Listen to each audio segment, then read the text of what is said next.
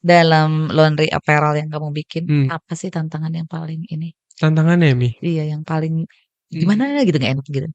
tantangannya gini Mi, kita kalau bikin usaha, mau semua usaha lah kalau saya lihat ya. Jadi kalau kita bicaranya ke retail, itu tuh ngebentuk pasar yang tadi itu tuh. Seberapa kuat kita manage si outlet kita tersebut untuk melewati rintangan misalnya 3 atau 6 bulan pertama tuh. Itu Hmm. pasti berdarah-darah. Bohong lah kalau misalnya orang bikin usaha langsung untung tuh, menurut saya bullshit lah. Hmm. Gitu. Jadi orang-orang di rumah juga harus tahu bagaimana kalau misalnya pengen bikin usaha tuh nggak segampang itu gitu. Lu mesti punya modal yang sangat kuat untuk menangani hal-hal worst case yang ada gitu. Jadi nggak pernah ada manis di depan tuh nggak ada. Hmm. Itu Enggak yang sih, saya rasain sih itu. apa sih yang harus disiapin dulu tuh buat orang-orang yang mau bikin laundry, buat teman-teman nanti mungkin ada yang pengen buka laundry gitu, apa sih, Kak? Kepikiran ya, kepikiran Iya, Ini untuk orang-orang yang belum pernah. belum belum pernah, pernah, belum pernah. baru, iya kan, Gi? Betul, Nah, belum orang pernah. belum pernah itu kan bisa kita bedakan dalam 2 kategori. Mmm, Belum pernah buka laundry tapi pernah berbisnis, Iya. mmm, bisnis kuliner kah, mhm, apa-apa, sama orang yang belum pernah buka laundry dan belum pernah berbisnis. mmm. Hmm. Nah, ini menanganinya kan beda.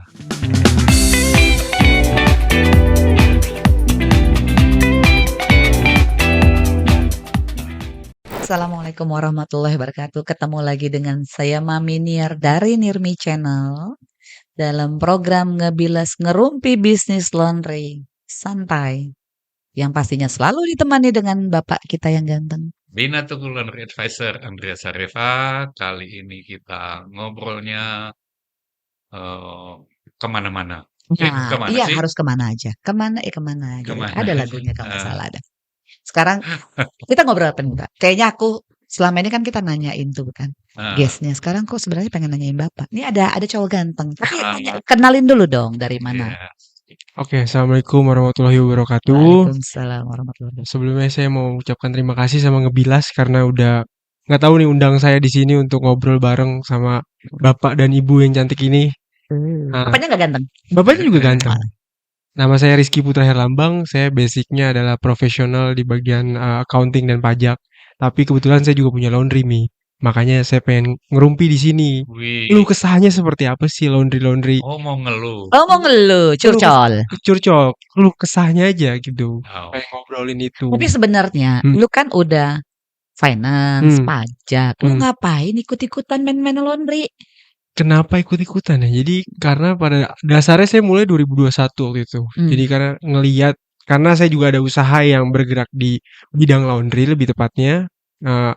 Teknologi lah, teknologi laundry. Teknologi laundry itu yang apa? IoT, Bukan, aplikasi. Aplikasi. aplikasi. Iya, Pak, aplikasi. Bapak pakai aplikasi apa manual? Pakai aplikasi dong. Aplikasi. Jangan nanti kita ngobrol-ngobrol aplikasi Bapak ketinggalan di belakang, ketinggalan kereta. Iya, pakai aplikasi. Ya, saya lanjutin nih. Jadi Lanjut. awalnya pakai aplikasi, saya jadi harus tahu kan bagaimana Betul. caranya proses di bisnis laundry itu seperti apa. Hmm. Makanya terbesit di pikiran saya, ya udahlah kita coba buka laundry. Tapi bukan laundry konvensional kayak baju dan lain-lain, tapi saya lebih spesifik di laundry satuan. Misalnya. Contohnya kayak sepatu, aparel lah jatuhnya, Oh, aparel. apa? Sepatu, tas, helm, dan peralatan lainnya seperti itu. Kenapa jadinya milih, maksudnya spesifik langsung sepatu dan apparel lah? Pertimbangannya ya, kenapa itu, karena pada dasarnya kalau dilihat dari segi modal awalnya pun, untuk membuka laundry tersebut itu masih jauh lebih murah atau lebih minim lah modal awalnya. Lebih murah dibanding apa? Laundry konvensional, kan kalau konvensional kita harus punya mesin, beli mesin minimal berapa puluh juta yang harus kita keluarkan untuk awal. Jadi kenapa? Karena ini juga pilot project juga, jadi ya udahlah kita coba mulai dari laundry satuan yang minim modal, seperti itu. Jadi lu punya outlet? Alhamdulillah punya. Tadinya cuma 1, tapi berkembang, akhirnya sekarang udah punya 6 lah, 6 Outlet? 6 outlet drop point. Oh, jadinya drop point? Jadinya drop point, jadi kita punya center, tapi kita juga punya masing-masing drop point. Jadi ngegedeinnya tuh di drop point-nya gitu. Pemilihan untuk drop point itu apa tuh? Drop point-nya tuh misalnya tempatnya kita bikin di cafe kah? Konsep awal drop point-nya itu kita pakainya box. Kalau Mami pernah ngelihat box-box yang tempat makanan tuh, kalau misalnya ada counter box di depan outlet itu, nah kita buat seperti box, habis itu dijadikan drop point untuk penerimaan barang laundry. Seperti itu. Pertimbangan untuk memilih satu tempat itu menjadi drop point kamu apa?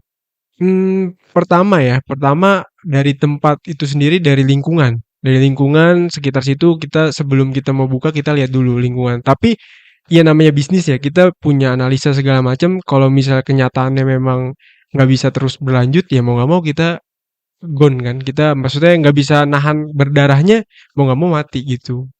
Kita udah sempat buka beberapa outlet nih, misalnya kayak kemarin kita udah sampai 8, tapi karena 2 itu nggak bagus areanya, kita close akhirnya Mi. Nggak kasih gambaran area yang dipilih itu yang kayak apa sih? Contohnya Pak, Contoh. contohnya kita areanya tuh banyakan outlet kita tuh di depan Alfamidi. Trafficnya, contohnya seperti itu. Jadi kalau ada Alfamidi, Ada. nego. Ya, Nego. nego langsung. Boleh nggak kita bikin Betul. apa box apa namanya? Jadi kayak semacam box kontainer gitu. Heeh. Ukuran 2,5 kali 1,5. Jadi kita buatnya seperti itu, 2,5 kali 1,5 kita buat. Biasanya kita juga nego atau langsung hubungin ke Alfamidi pusat. Kita minta list mana yang bisa kita sewa. Seperti itu. Oh, oke. Itu pengerjaannya berapa hari kan pakai drop point? Pengerjaannya kalau di kita itu biasanya 3 hari. Jadi misalnya barang masuk di hari 1, proses di hari 2, barang hari ketiga itu udah balik ke drop point dan udah bisa diambil. Tergantung lotnya juga ya, biasanya rame atau enggak gitu. Lah itu ada 2 yang tadi sempat tutup, itu karena gini Pak, jadi kita tergesa-gesa gitu. Dari investor kita udah dapat duit banyak, dari sisi si owner investornya ini yang megang uang, udah buka langsung 2 tambahin lagi. Akhirnya karena terburu-burunya itu kemakan sendiri kitanya. Pertama, dari tempatnya memang tidak mendukung. Karena kalau dibilang harga kita juga harga yang menengah atas, bukan menengah bawah tapi menengah di tengah-tengah. Tapi kalau saya ngelihat lebih ke arah menengah ke atas gitu. Terus yang kedua, dari sisi yaitu tadi kalau kita bicara bisnis kan kita ngebentuk pasar ya Pak. Seberapa kuat kita nge-branding sampai terbentuk pola marketnya seperti apa. Nah, kita nggak kuat di situ. Udah minuman nih. Belum lama udah suruh minum. Dinginnya cepet ini cantik. Enak banget disediain minum di sini ya. Iya dong. Gelasnya juga bagus lagi ngebilas nih. Mau pulang. Jangan mahal. Kan tadi bilangnya harganya medium up. Medium up. Itu berapa harga sepatu? Startnya kita mulai dari 50.000. Up. Mulai dari 50.000 ke Topnya? atas. Topnya di 85 lah. Apa itu? Untuk biasanya itu untuk berbahan putih, white shoes atau leather. Oh, Gitu. karena masih sepatu. Karena masih sepatu. Tapi nggak terima tas misalnya. Semuanya kita terima. Kalau tas berapa? Kalau tas kita mulainya dari 80.000. Mulainya. Oke. Itu tergantung ukurannya. Misalnya ada yang small, medium, sama yang besarnya. Perlengkapan bayi juga kita terima. Seperti itu. Kalau kayak di Alfamidi. Kayak stroller kita terima. Kalau karpet enggak tapi. Karpet kita terima tapi kita ngesap lagi Pak. Oh, gitu. Itu diterima. Terima. Kok nggak diterima Pak? Nah ini kalau dia mau dianggap stroller atau Iya. Tapi gini, dalam laundry apparel yang kamu bikin, apa sih tantangan yang paling ini? Tantangannya Mi? Iya, yang paling gimana gitu, nggak enak gitu? Tantangannya gini Mi, kita kalau bikin usaha, mau semua usaha lah kalau saya lihat ya. Jadi kalau kita bicaranya ke retail, itu tuh ngebentuk pasar yang tadi itu tuh. Seberapa kuat kita manage si outlet kita tersebut untuk melewati rintangan misalnya 3 atau 6 bulan pertama tuh. Itu pasti berdarah-darah. Bohong lah kalau misalnya orang bikin usaha langsung untung tuh, menurut saya bullshit lah. Gitu. Jadi orang-orang di rumah juga harus tahu bagaimana kalau misalnya pengen bikin usaha tuh nggak segampang itu gitu. Lu mesti punya modal yang sangat kuat untuk menangani hal-hal worst case yang ada gitu. Jadi nggak pernah ada manis di depan tuh nggak ada. Itu yang saya rasain sih itu. Nah, menurut Bapak gimana Pak? Kalau dari itu versi saya. Dari analisa bisnis tuh cocok nggak? Ya sebagian besar saya kira begitu ya. Tentu ada pengecualian ya. Ada pengecualian dimanapun ada pengecualian yang orang bisa aja sejak bulan pertama udah bagus gitu ya. Artinya sudah bisa dapat profit dan sebagainya, bisa saja gitu. Tapi secara umum ini kan bicara soal mentalitas ya. Kalau seandainya Anda berusaha, Anda harus mempersiapkan mental Anda menghadapi kondisi-kondisi terburuk. Kayak pengalamanku kan, aku bikin outlet laundry dulu cita-citanya kan laundry koin gitu dan bikinnya 7 outlet dalam 9 bulan. Nah, itu Oh, kan wah, badai-badainya minta ampun, badai karyawan, badai kecurangan karyawan, badai persoalan mesin yang macet spare part-nya 6 minggu baru dapat apa segala macam. Badai-badainya kan banyak gitu kan. Banyak sih itu banyak banget variannya emang. Jadi karena sudah sejak awal siap mental menghadapinya, ya nggak apa-apa juga, artinya dilewatin juga iya, gitu kan. Jadi sebenarnya kalau kita mau buka laundry nih, Hmm. karena kan kita ngebilas laundry kan, Hmm. ngosipin laundry gitu. Hmm. Apa sih yang harus disiapin dulu tuh buat orang-orang yang mau bikin laundry, buat teman-teman nanti mungkin ada yang pengen buka laundry gitu. Apa sih, Kak? Kepikiran Iya, Ini untuk orang-orang yang belum pernah. belum pernah. baru. Iya kan, Gi? Betul, Nah, belum orang pernah. belum pernah itu kan bisa kita bedakan dalam 2 kategori. Hmm. Belum pernah buka laundry tapi pernah berbisnis, Iya. bisnis kuliner kah, apa-apa, sama orang yang belum pernah buka laundry dan belum pernah berbisnis. Nah, ini menanganinya kan beda. Kalau yang kedua, Kalau yang belum pernah belum pernah buka laundry, berbisnis sama sekali, ilmu kepepet. ya. Nah, ini terakhir saya dikontak salah satu orang ya, yang nanyanya tuh gini, "Pak, saya punya tabungan sekian," gitu ya, "dan saya sudah dihubungi oleh salah satu yang jual franchise laundry ini begini-begini. Nah, menurut Bapak, tabungan saya, bagus nggak kalau saya investkan ke sana?" Saya nggak pernah berbisnis, saya masih kerja gitu, tapi itu tabungan tabungan saya kira-kira itu yang saya mau invest ke sana itu yang ditawari paket paket paket kemitraan gitu ya. Artinya itu operasionalnya ditangani orang itu kan model model franchise itu. Terima beres lah jadinya. Terima beres gitu. Nah, uang saya itu merupakan kira-kira 80% dari tabungan saya gitu. Oh, jadi sifatnya kayak gambling juga, Mi? Iya, gambling lah. Nah, dia Gambling tanya 80%. kan, dia tanya, "Gimana?" Ini kan kategori kedua tadi, Betul. orang yang belum pernah berbisnis, punya duit, tapi gelisah karena duitnya nih kayaknya nggak ada ininya kalau disimpan di bank nggak jadi apa-apa Betul. gitu.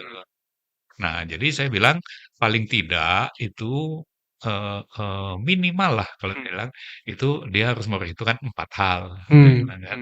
Hal yang pertama adalah tujuannya apa? Kalau dia ingin mendapatkan return yang lebih baik, seberapa baik, gitu kan?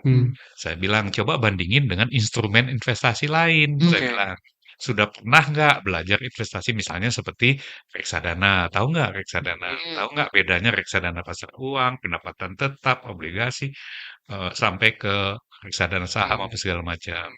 Kalau mau dibandingin dengan itu, gitu kan? Jadi yang pertama itu adalah tujuannya. Karena ada juga klien saya dulu pernah ada yang bilang, "Pak, saya tuh selalu nyumbang ke sini sini sini, tapi selalu habis," gitu kan. Nah, saya punya budget nih sekian supaya sumbangan kayak sedekah saya tuh rutin ke tempat situ tuh nggak putus, bisa nggak saya buka outlet? Keuntungannya semuanya buat nyumbang itu, Pak, sedekah ini tadi. Nah, ini kan tujuannya lain nih, Iya, Nah, benar. gitu kan. Purpose-nya udah beda tuh. Heeh. Ada juga orang yang tujuannya adalah, "Pak, saya mau buka laundry karena saya siap-siap kayaknya saya bakal bakar absen nih nanti.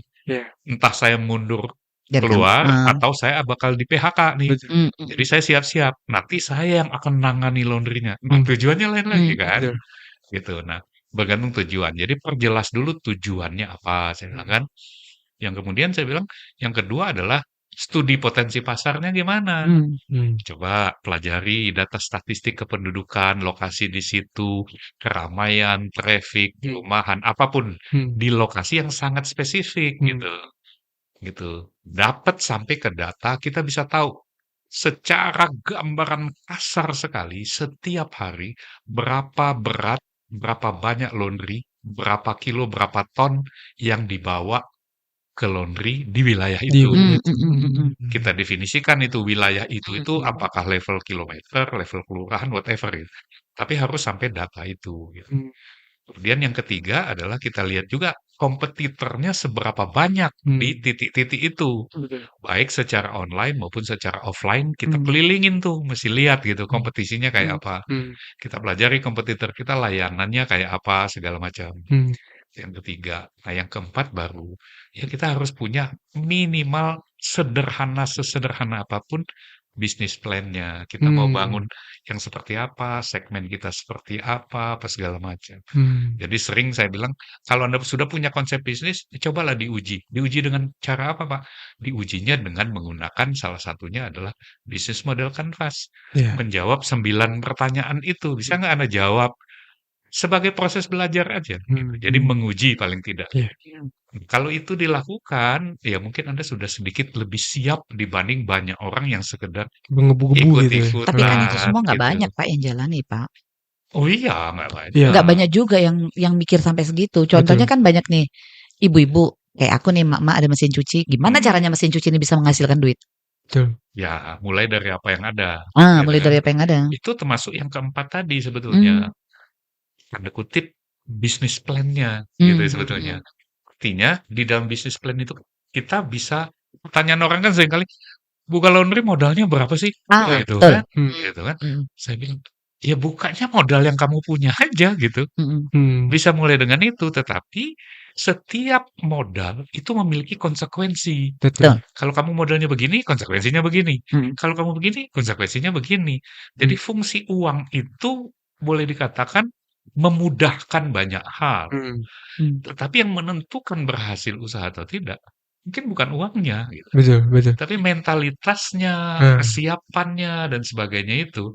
Tapi kalau kamu nggak siap atau berapapun uangnya, ya kamu habis aja. Tapi sebenarnya yang paling penting itu mental ya. Itu menjawab Salah satu ya. jawab apa yang tadi saya bilang kan, Pi. Makanya tadi betul. saya bilang investor saya menggebu-gebu kan, berapapun uangnya, akhirnya dia nyerah sendiri kan. Wah, terlalu cepat buru-buru, jadinya kita kayak gini nih. Tapi ya itu balik lagi, itu jadi bahan pelajaran kan untuk kita semua gitu. Benar. Karena banyak orang yang mentalnya nggak siap. Habis itu ngeluh ke sana kemari. Iya, makanya dari pengalaman-pengalaman itulah kemudian kenapa kemudian posisi saya itu menjadi laundry advisor. Karena saya pikir kalau seandainya saya bisa share pengalaman-pengalaman saya kebentur macam-macam itu tadi, mungkin orang bisa dapat manfaatnya, tercegah dari itu dan sebagainya dan sebagainya. Makanya kita itu, saya mencoba bantu orang buat outlet dan jual beli outlet laundry, pengalaman saya ya. Jadi ada laundry yang saya beli, kemudian saya perbaiki manajemennya apa segala macam, kemudian sampai titik tertentu ya saya lepas lagi gitu. Karena saya ngelihat itu sebagai ya latihan yang mengasah, kalau saya sebut istilahnya itu micropreneurship. Jadi hal yang lebih cocok di Indonesia itu sebetulnya menurut saya terkait dengan UMKM itu apa yang saya bilang spirit micropreneurship. Micropreneurship itu bedanya dengan entrepreneurship. Itu entrepreneurship itu skalanya dia bisa skalanya tuh dengan pikiran yang besar gitu kan. Tapi micropreneurship ini sebuah pilihan. Dia sebetulnya membatasi usahanya dalam skala tertentu aja dan dia memang akan main di situ aja. Dia tidak punya cita-cita jadi konglomerat gitu enggak gitu. Ini nyaman di jalan ini nyaman. Iya. Nah itu dulu kan di barat itu sebetulnya di sekitar akhir tahun 90-an itu ada kecenderungan orang-orang yang jenuh dengan kehidupan profesional. Yang headache ya.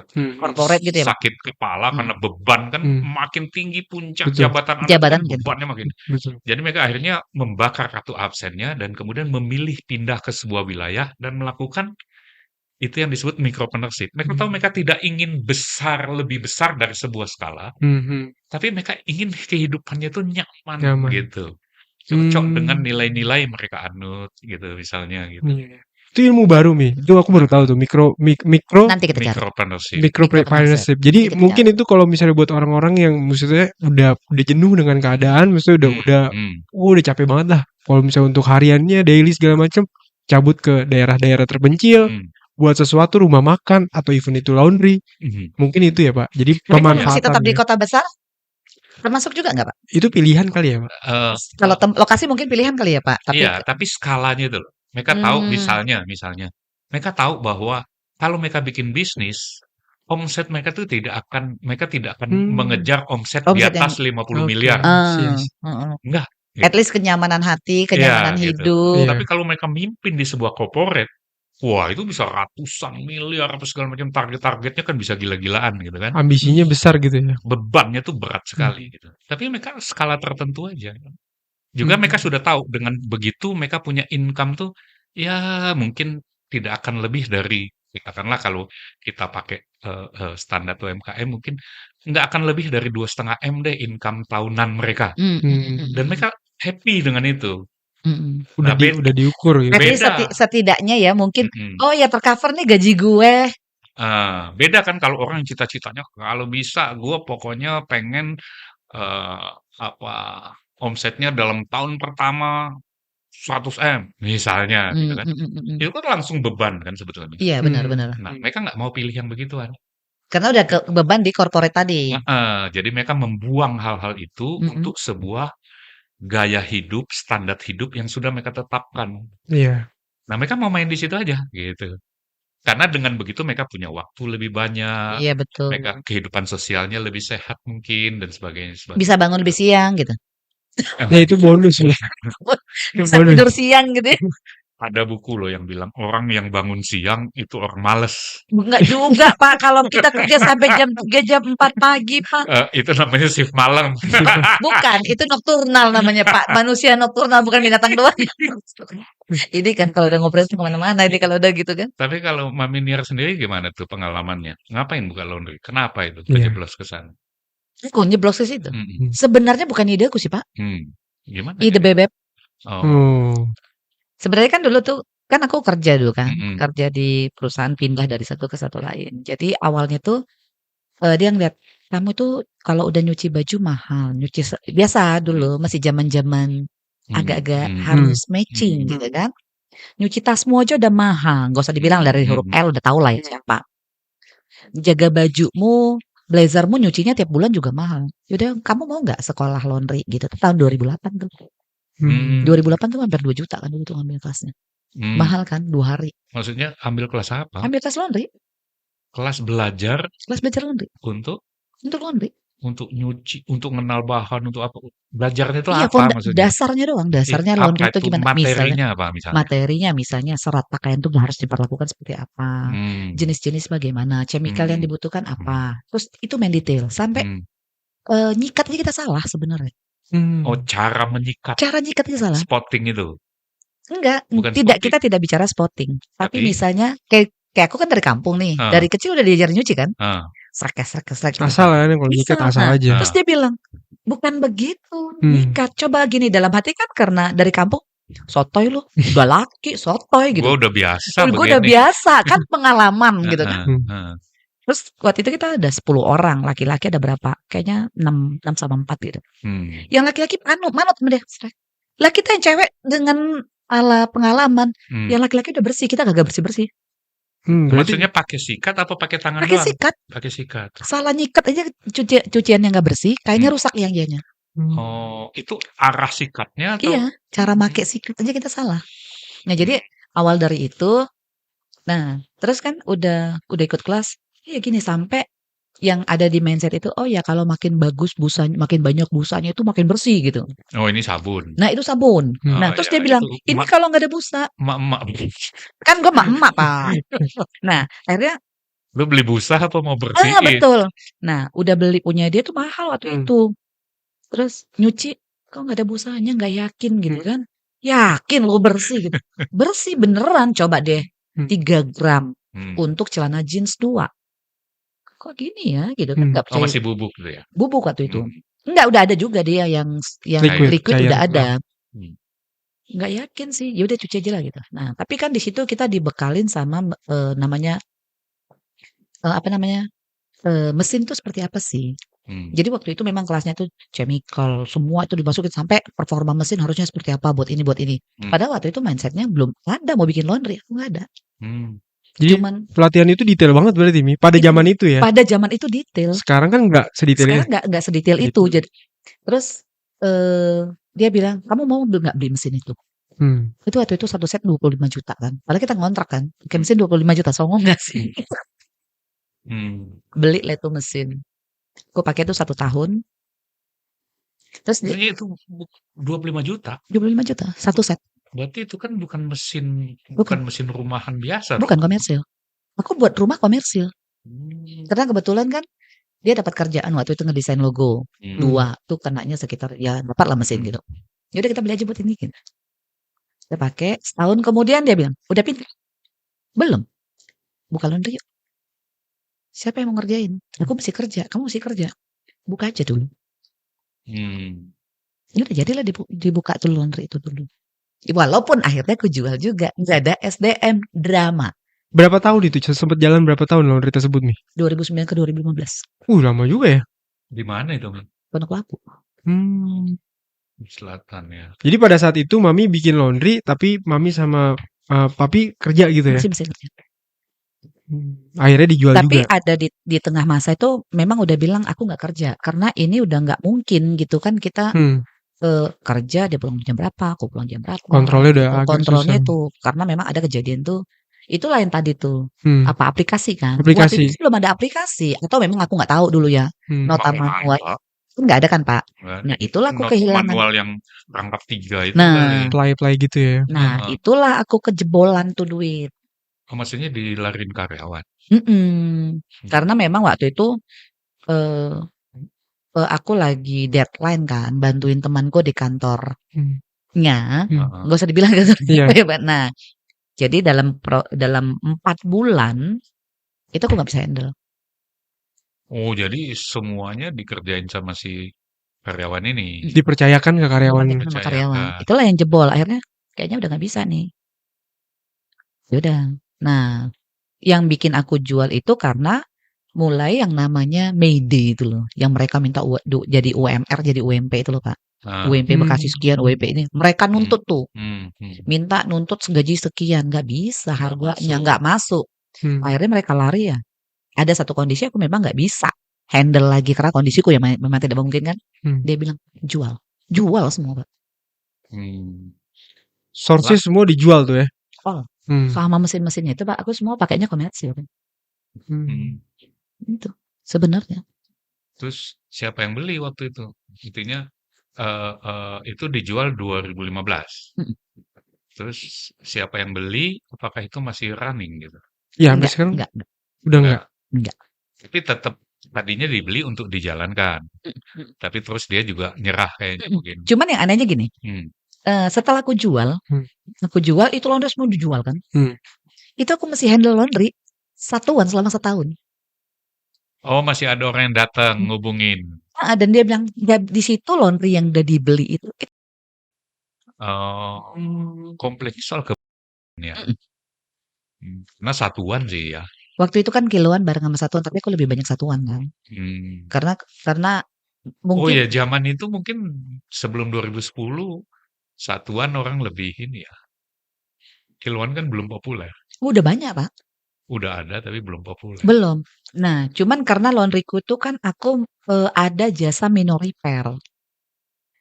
Repair apa? Jadi misalnya contohnya ganti kancing, keliman celana orang. Jadi ada gitu kan. service, additional service-nya. Ada, yang gitu-gitu aku suka ngerjain gitu. Jadi mereka betah. Oh, itu lebih karena maminya sendiri memang suka begituan ya? Iya, karena memang agak gatal gitu loh mata kalau lihat ini kok nggak gini ya gitu loh. Tapi Mi tadi ngomong-ngomong terkait dengan karyawan, itu pasti banyak banget teman-teman di rumah tuh yang ngerasain drama-drama karyawan. Apalagi kita bicaranya laundry ya. Laundry itu maksudnya sangat besar turnover terkait dengan karyawan. Itu kira-kira ada tips and trick gak sih untuk para senior nih? Maksudnya kira-kira gimana cara biar turnover itu bisa kita atasin nggak terlalu besar gitu? Pertama terkait dengan gaji atau perilaku kita sebagai owner ke karyawan seperti itu. Coba Pak. Secara teori pasti ada ya. Tapi saya sendiri kan ngalamin. Artinya kita ngomong dulu dari pengalaman saya tuh pernah ditinggal karyawan-karyawan utama begitu rupa sehingga drop. Kacau tuh laundry-nya. Kacau begitu rupa. Dropnya itu berapa persen ya kalau kita bicara persenan itu jumlah yang cukup besar gitu ya. Artinya mungkin lebih dari 30% tuh konsumen itu komplain dan nggak balik kemudian gitu. Wah itu kan berat ya. Berat Pak. Walaupun kalau kita bicara secara teoretik hal-hal itu bisa dihindari juga. Ada pengalaman-pengalaman lain misalnya Pak kalau ini kan kita bicara tentang orang kan. Iya. Nah, orang itu bertahan bekerja, senang bekerja karena apa? Nah, ini kan bicara ilmunya human resources ya. Jadi orang bisa bekerja senang kalau pertama katakanlah mungkin remunerasinya bagus. Nah, remunerasi bagus itu seberapa bagus? Nah, ada teorinya. Teorinya mengatakan kalau dia mendapatkan remunerasinya rata-rata 20% saja di atas lingkungan teman-temannya. Ini kan saling ngobrol nih. Iya.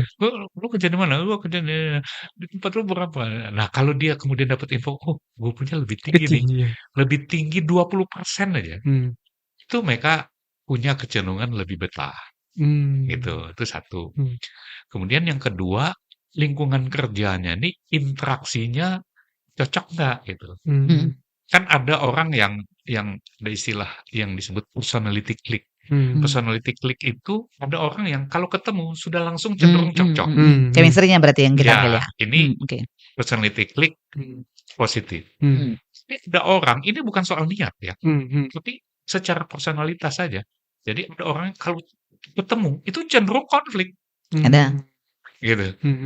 Nah, kalau kita dapat karyawan yang ketemunya cenderung konflik, nah ini yang problem. Gitu kan. Jadi lingkungan itu mesti kita buat ya. perhatikan. Karyawan terekstrim tingkah karyawan di tempatnya Bapak apa? Paling ekstrim. Maling lah. Kayaknya semua sama deh. Maksudnya kecurangan kayak maling atau yang merugikan perusahaan nih lebih tepat. Ya lebih dari itu apa ya? Nggak ada kayaknya.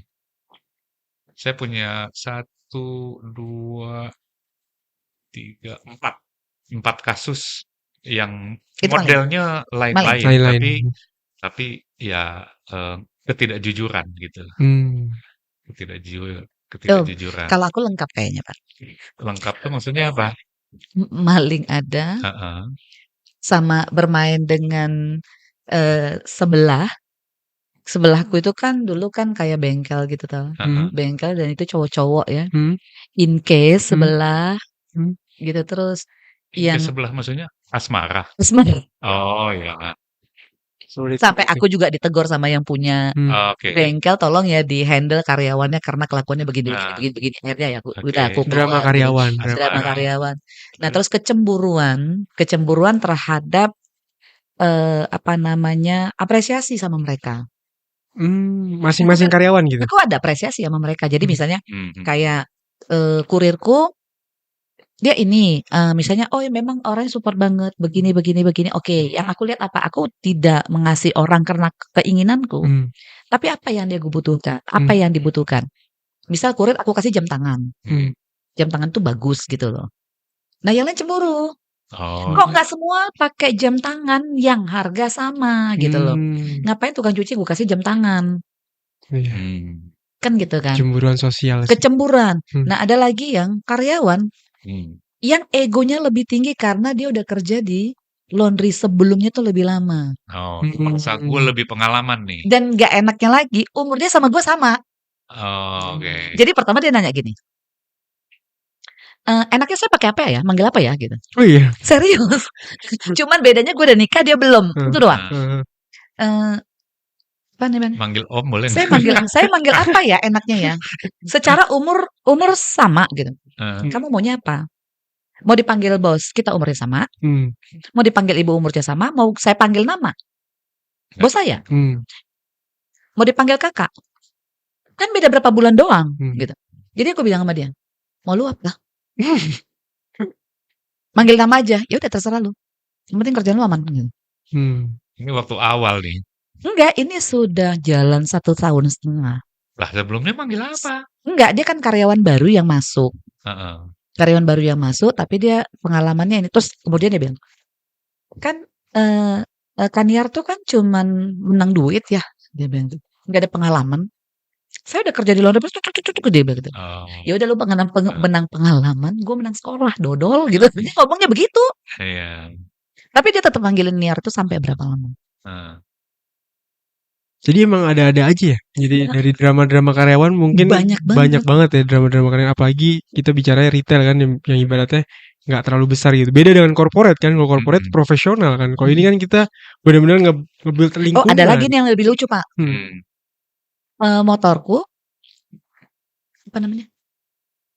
Joki balapan liar. Apa? Kurirnya Enggak, joki balapan liar, apanya? motor. Motor. Iya, balapan liar nanti dia tuh. Jadi malam Minggu, dia bilang gini, dia manggilnya kan Mimi. "Mi, pinjam motor ya, buat jalan-jalan malam Minggu." Kasih sama dia. Hmm. Itu dikutak-atik, dia balapan dong. Jadi besoknya dia tiba-tiba bawa duit misalnya 1 juta. "Mi, makasih ya motornya. Nih kita bagi-bagi." Udah terus ngobrol. "Duitnya dari mana?" "Tenang Mi, joki balapan liar." Bisa gitu ya, Pak? Aneh juga. Seru kan karyawanku kan. Terlalu banyak variabelnya yang aku sampai, "Aduh Tuhan, seginikah?" Gitu loh. Ya, ya. Jadi kalau kita balik ke pertanyaan, ada nggak yang bisa membuat karyawan lebih betah pada kita? Maka Nanti kita bicara, Pak. Udah ada warning dari depan. kita akan lanjutin setelah kita pindah channel kalau gitu ya. Nggak Pindah kerasa ya, channel guys. ke Teknologi kan udah mulai canggih kan sampai sekarang kan. Kira-kira dampak dari teknologi ini sangat membantu atau malah menyusahkan? Iya, Nah, sekian, saya sekian. lihat kalau dari segi teknologi masuknya ke laundry itu dari 2 pintu ya. Kalau dari segi saya dulu pintu pertamanya itu dalam penggunaan mesin. Yang Oke. yang paling sederhana kan koin, Koin. gitu kan. Belakangan ada sistem card. Kemudian sekarang sudah pakai apps apa segala Scan macam, segala macam. Barcode gitu. barcode apa segala macam kan. Jadi itu pertama dari segi permesinannya. Yang kedua dari segi keuangannya. Nah, di keuangan itu kan biasanya berangkatnya dari POS-nya. Iya. Betul. Ya kan, jadi pencatatan apa segala macam. Tapi dengan berkembang macam-macam gitu, kemudian dari POS teknologinya bisa membuat database-nya tuh tersimpan, Iya, gitu benar, kan. benar. Jadi mulai ada database, gitu kan. Jadi untuk juga otomatisasi hitungan-penghitungan apa segala macam, gitu kan. Inflow, outflow, biaya karyawan bisa dimasukin sehingga penyusunannya bahkan kita bisa report sampai rugi laba, neraca, Nggak perlu jadi orang accounting ya, Pak. nggak perlu jadi orang Enak banget emang. karena dibikinin sama yang Sama bikin yang bikin apps kan. apps, betul. Nah, kemudian saya lihat mulai berkembang lagi, mulai ada fungsi customer relationship-nya. Betul. Jadi sehingga bisa di-blast, misalnya WA blast kah, apa segala macam. Nah, ini teknologinya kan. Nah, makin ke depan saya kira hal-hal seperti ini makin jadi kebutuhan ya. Jadi kebutuhan karena orang memerlukannya untuk mempermudah dia berbisnis. Dasar pemilihan apps itu kan banyak, Pak. Apps untuk laundry itu kan banyak toh. Banyak. Yang provider tuh menyiapkan tuh banyak.